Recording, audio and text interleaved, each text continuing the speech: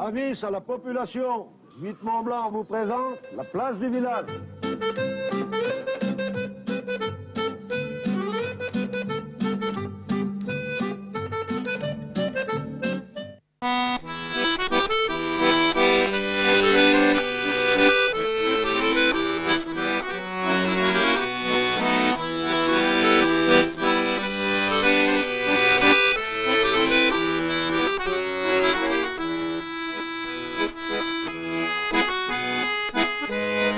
Les belles vaches que vous venez de voir à l'antenne, vous l'avez compris, ce sont des tarines. Madame, monsieur, bonjour. Nous serons bien sûr en Tarentaise pour cette émission. Nous sommes à la verticale de Moutier, sur le village de Haute-Cour, plein sud, 1250 mètres d'altitude pour débuter. Le hameau du Breuil, à mes côtés, des passionnés de tarines, Nicolas et Christophe. Bonjour Nicolas. Bonjour. Bonjour Christophe. Bonjour. On est déjà passé vous voir il y a quelques années, Nicolas.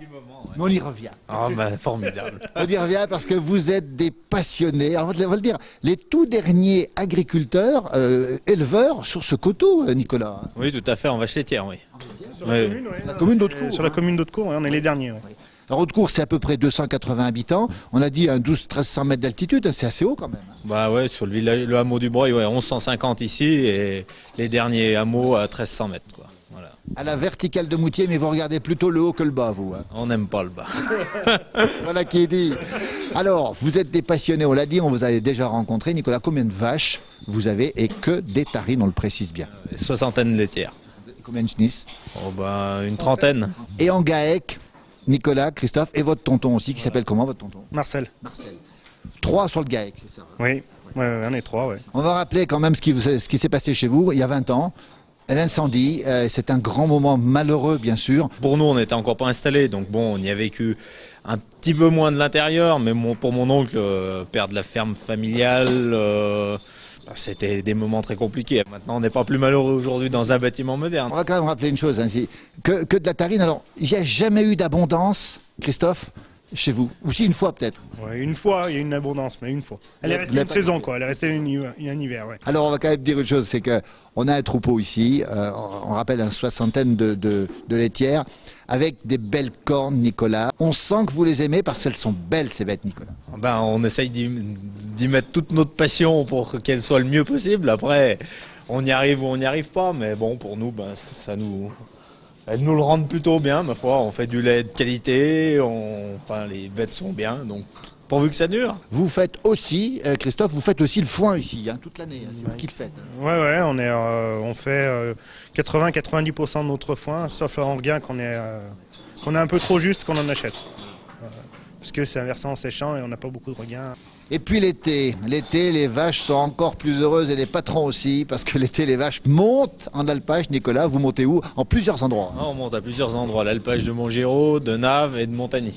On a 3 groupements pastoraux différents. Ouais. 3 groupements avec 2 qui font du Beaufort d'été et 1 du Beaufort d'alpage, Nicolas. Voilà, ouais, tout à fait.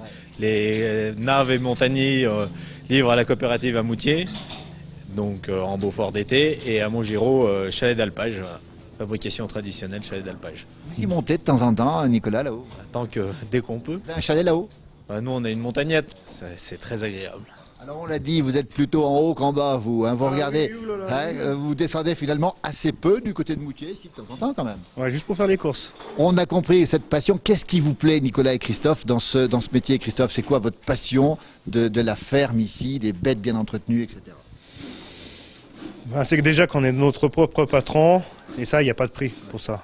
Et voilà. Après, le travail extérieur, quand on a envie de s'arrêter, on peut s'arrêter. Voilà.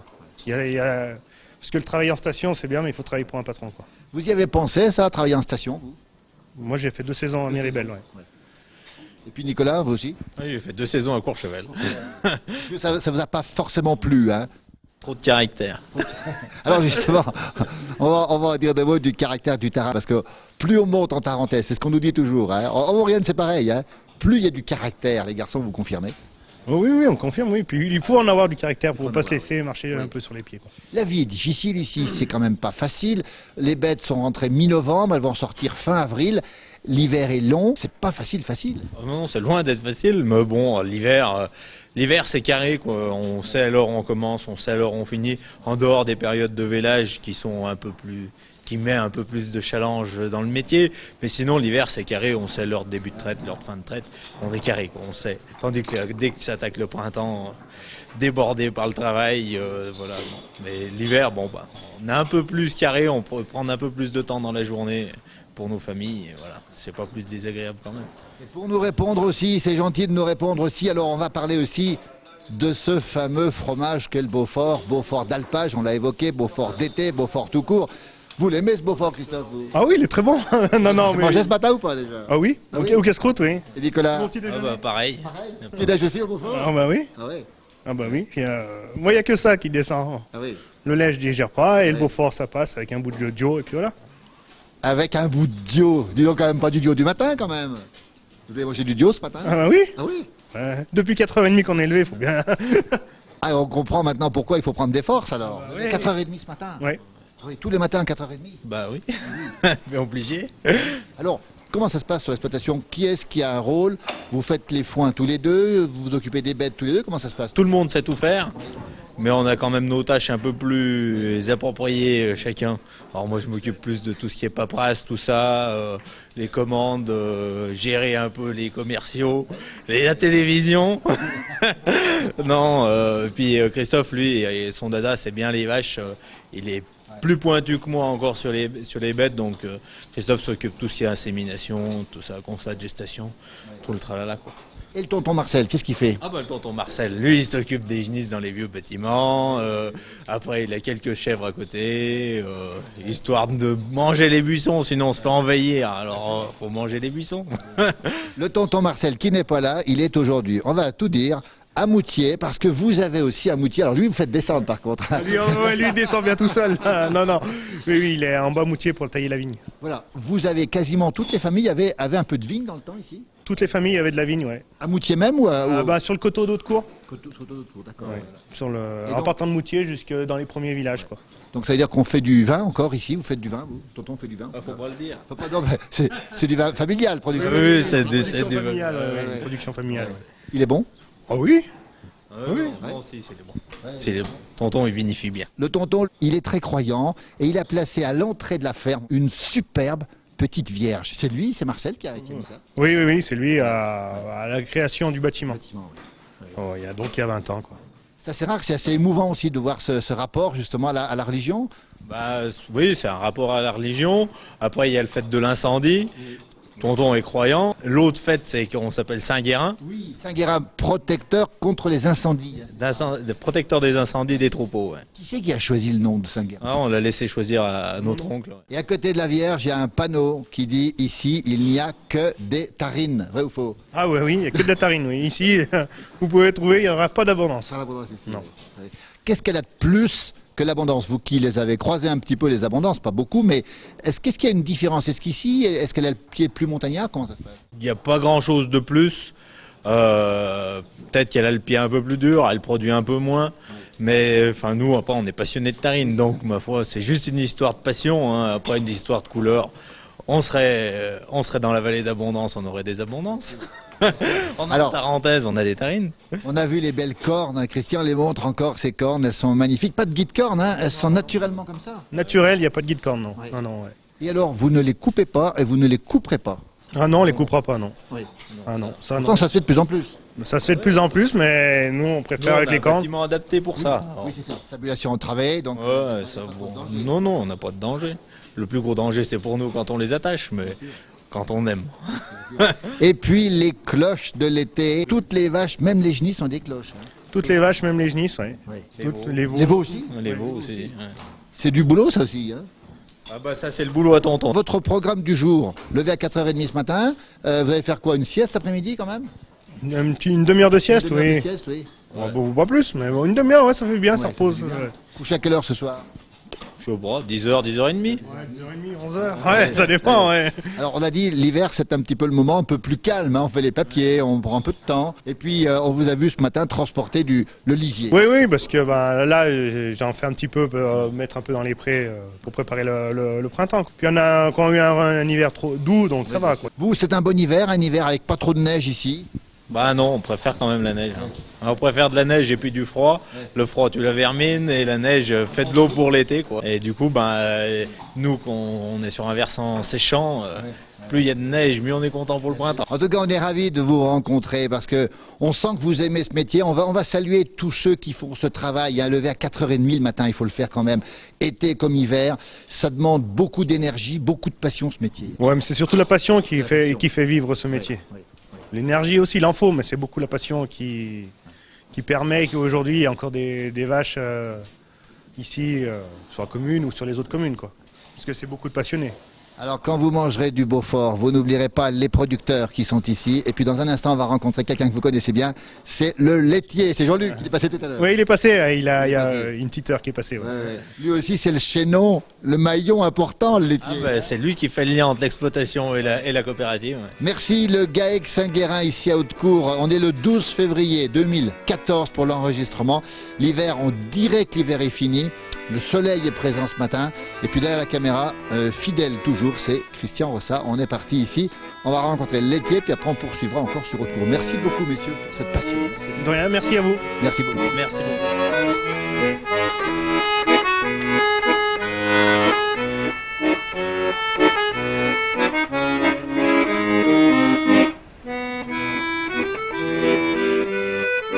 Toujours dans le très beau village de Haute-Cour, on rappelle la verticale de Moutier, on a plein soleil et là on fait une rencontre, comme on les aime, comme vous les aimez, le transporteur laitier Jean-Luc, bonjour. Bonjour. Jean-Luc, quand on voit le laitier, on est content de vous voir passer, on sait que vous allez ramasser du bon lait. On fait de notre mieux pour ramasser du bon lait, pour faire du bon fromage. Ouais. Coopérative de Moutier, on le rappelle. Hein. Voilà, oui. Et quand on pense à Moutier, on pense forcément à la finalité, le Beaufort. Voilà, oui. On est dans le secteur Beaufort, oui. Ce matin, vous êtes levé à quelle heure ce matin, Jean-Luc? On ne commence pas excessivement tôt, hein. On commence à 6h30. Oui. C'est fini le temps où on commençait à 4h. Oui. Les agriculteurs, c'est une nouvelle génération, ils n'aiment pas trop se lever de bonne heure, comme Bien nous. sûr, Donc, voilà. Alors, départ d'où? De Moutier ce matin? De Moutier, oui. Oui. Quel parcours? Alors, première tournée sur Notre-Dame-du-Pré, Oui. Notre-Dame-du-Pré-Lanchefroid, et deuxième tournée ici.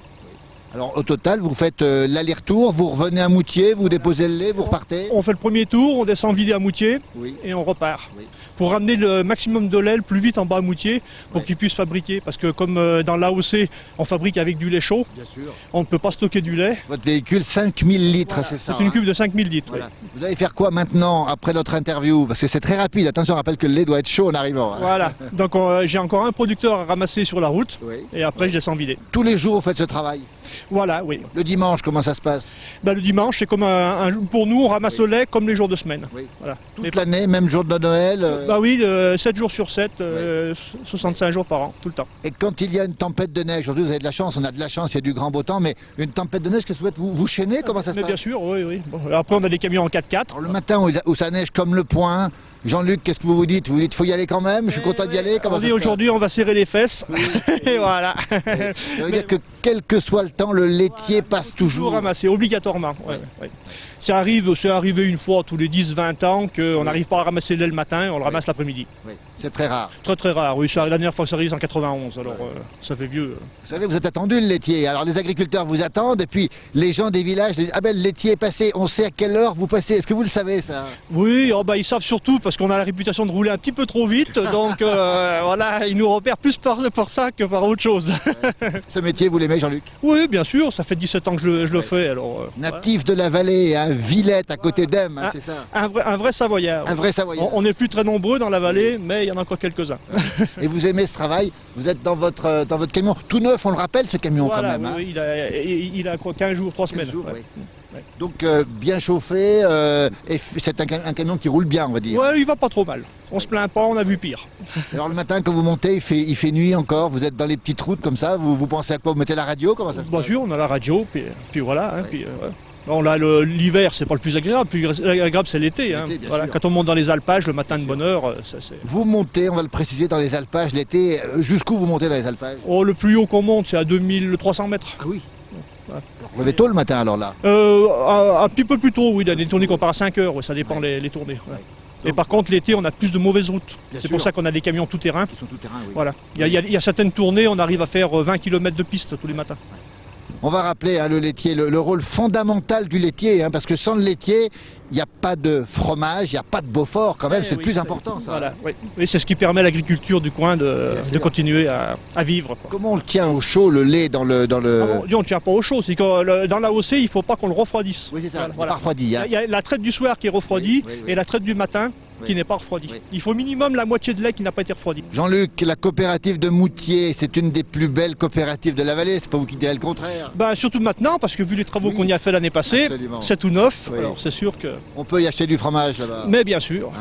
On le rappelle, ce sont des lieux qu'on aime bien, que nos amis vacanciers, bien sûr, quand vous passez ici, arrêtez-vous dans les coopératives.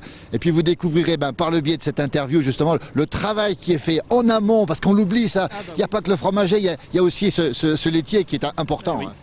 Bien sûr, le ramassage du lait, l'entretien du matériel, c'est tout... voilà. Vous êtes mécanicien, Jean-Luc, vous êtes un spécialiste du matériel aussi. Voilà, oui, c'est ce que je fais l'après-midi, après les tournées. Il faut que le matériel soit opérationnel. Voilà, évidemment. il faut que ça marche tous les jours, que tous les camions puissent se tourner tous les jours, quoi. Voilà, le laitier.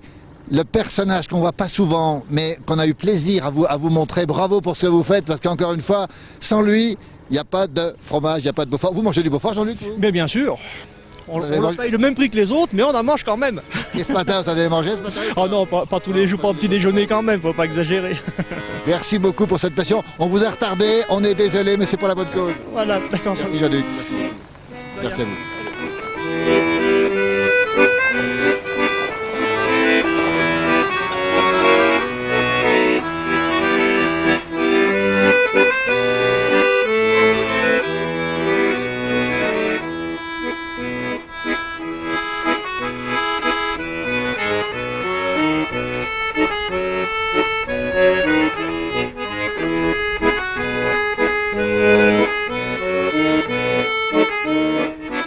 Nous avons pris de l'altitude toujours sur Haute-Cour, toujours cette belle Tarentaise à la verticale de Moutier, plein sud.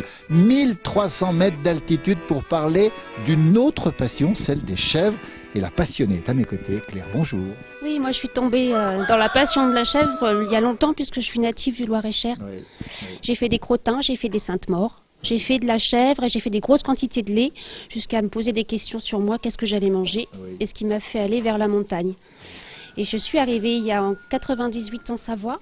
Comment on arrive, Claire, en Tarentaise, à J'ai Haute-Cour? l'impression que la Savoie m'a adoptée. Oui. Alors comment on arrive? On cherche, et puis il y a un jour ou l'autre vous vous posez, vous ne savez pas si c'est vous qui avez choisi ou l'endroit qui vous a pris, mais là on a un panorama qui est... Voilà. Il faut pouvoir monter, et une fois que vous êtes en haut, ça se mérite. Au bout de la route, on le rappelle, la route s'arrête, 1300 mètres d'altitude, l'endroit est magnifique et c'est pas votre fille Camille qui dira le contraire. Camille, tu aimes l'endroit, toi? Oui, Qu'est-ce qui te plaît ici? tout. Tout? La montagne, les animaux, tout? Oui. Tu aimes les chèvres aussi? On va en reparler avec la maman justement. Alors, quand vous êtes arrivé ici, vous vouliez, Claire, à nouveau continuer avec les chèvres. Alors il y avait déjà un troupeau et puis c'est vrai que c'était une histoire à faire suivre. Finalement il y a la forêt qui prend son dessus, il y a toute une grande harmonie qui se met en place et nous la continuité c'était sûr ça serait de la chèvre. Et on a développé par contre le cochon il y a seulement 5 ou 6 ans en arrière. On va en reparler justement. Combien de chèvres vous avez ici? Il y a à peu près 70 bêtes et quand je dis à peu près c'est parce qu'elles ne sont pas toutes en même temps au niveau d'avoir mis bas, d'avoir du lait, de mettre pour bas la première année. Il y en a qui mettent bas que la deuxième année. Voilà, on leur laisse le temps. Des couleurs différentes. Alors les couleurs d'Europe, ça s'explique par l'alpine, c'est vraiment la brune avec la raie noire sur le dos. Et puis on a trouvé une fois, comme je disais tout à l'heure, des corésiennes qui étaient blanches, et les blanches c'est la vallée de la Samène. Mais c'est une chèvre qui est un petit peu plus costaud, mais qui s'adapte très bien aussi à la montagne. Ça dépend vraiment comment vous allez travailler avec la bête. On dit que les chèvres sont très exigeantes, vous confirmez, Claire? Alors les chèvres, c'est le mot capricieux. Donc ça trie ce que ça mange, c'est jamais content, ça veut toujours autre chose. C'est vrai que ça nous mène beaucoup par le bout du nez. Voilà. Alors, avant de parler des fromages, on a vu aussi des poules, on a vu un âne, on a vu les cochons, on en reparlera. Et des lapins, Camille aussi. Et puis tes petits chats aussi, Camille. Oui. On a combien? Alors, des chats. On a Minette, Chat Noir, Hercule et Achille. Ça fait 4 chats. 4 chats. Et puis combien de chiens? 2. Et des border collies. Oui. Alors que la passion du monde animal, elle est totale ici, Claire. C'est vrai que c'est une cohabitation, quoi. On essaie d'être dans un équilibre. C'est pour ça aussi qu'on a fait ce choix de l'agriculture biologique. C'est plus pour être dans une logique et un englobement de notre production. Qu'est-ce qu'on fait? On va en parler justement des produits bio, on va le dire. Vous préférez le mot traditionnel au mot biologique? Le mot biologique est malheureusement dégradé parce qu'il y a aussi du biologique intensif. Et c'est vrai qu'à notre altitude, par rapport aux façons comment on travaille, c'était le mieux pour nous dire le plus représentatif de ce qu'on essaie de faire dans notre travail. On vous a vu ce matin travailler, faire des petites tomates. Alors qu'est-ce que vous faites comme bon fromage bio et traditionnel? Ici, c'est le pays de la tome, donc c'était nécessaire de se mettre à faire de la tome, moi qui ai fait que des Sainte-Maure et des Crottins.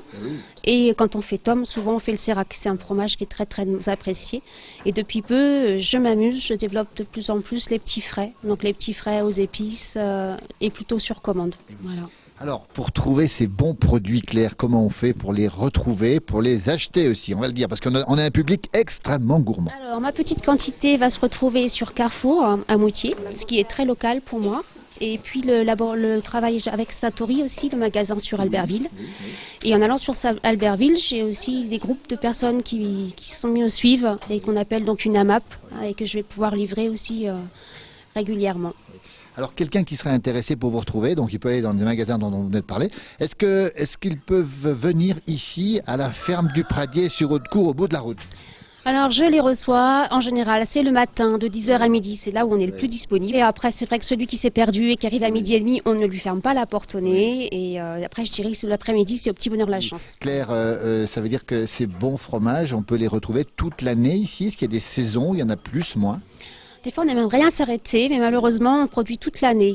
Ça s'explique par les chèvres qui vont remettre bas à l'automne, celles qui mettent bas au mois de décembre, et puis les dernières qui mettent bas au mois de mars, permet d'étaler une production. Et on l'a choisi comme ça pour pouvoir étaler aussi notre quantité de petits laits qu'on va après nourrir nos cochons. Donc il fallait qu'on ait le produit toute l'année. Les cochons, le petit lait, autrefois ça se faisait, on pensait que ça avait presque disparu, mais vous avez dit non. Le petit lait, il est nécessairement pour les cochons.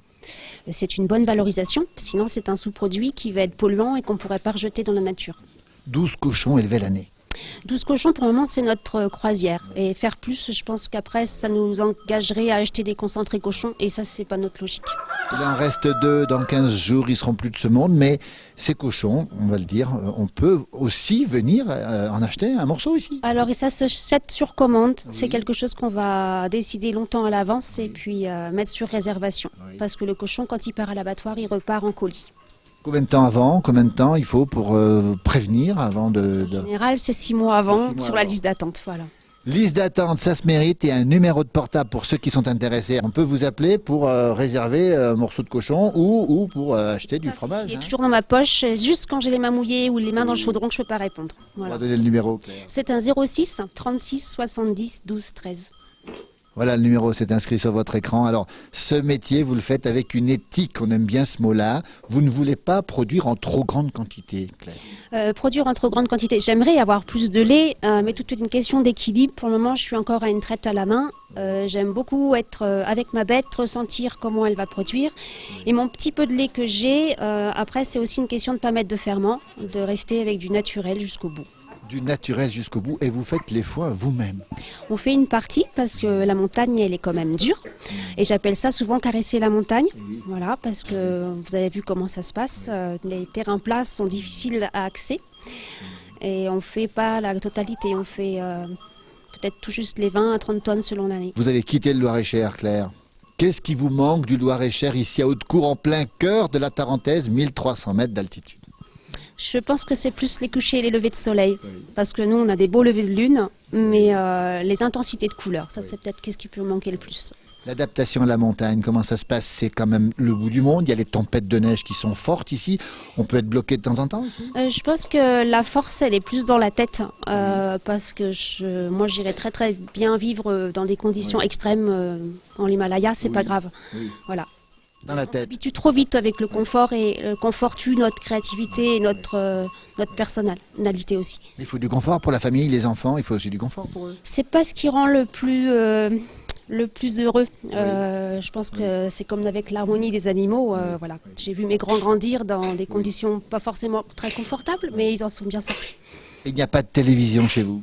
C'est un choix, parce que quand vous passez beaucoup d'heures avec les bêtes, si en plus vous laissez les enfants libre cours regarder les émissions, ça ne leur apporte rien et vous avez peu de communication aussi. Claire, comment ils sont les Tarins? Est-ce qu'ils vous ont bien accueillis? Je pense qu'ils avaient besoin d'être observateurs, de regarder, va-t-on faire nos preuves ou pas, est-ce qu'on va être capable d'eux. Et puis après, c'est comme n'importe où, dans n'importe quelle région. Il y a des gens qui sont contents, il y a des gens qui ne seront pas contents. Vous pourriez repartir dans le Loir-et-Cher aujourd'hui? Vous êtes attaché ici? Je me suis attachée parce que j'avais un projet en vue et je suis donc la lancée de mon projet.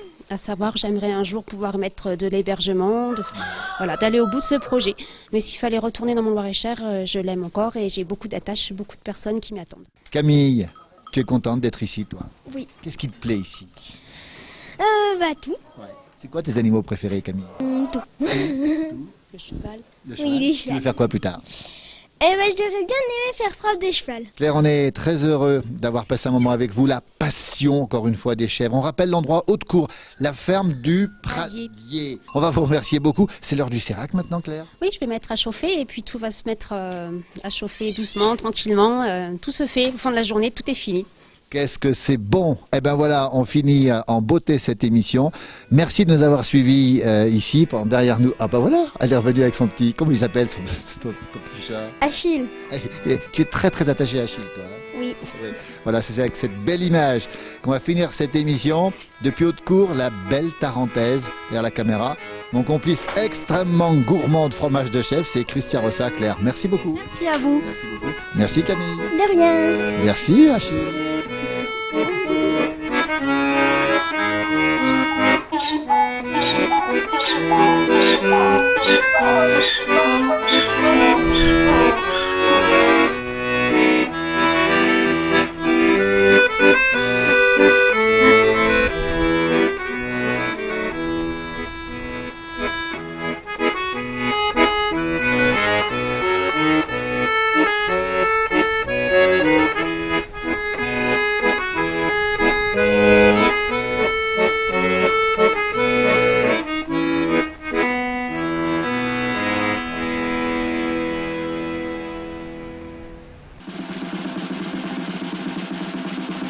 Avis à la population, Huit Mont Blanc vous a présenté la place du village.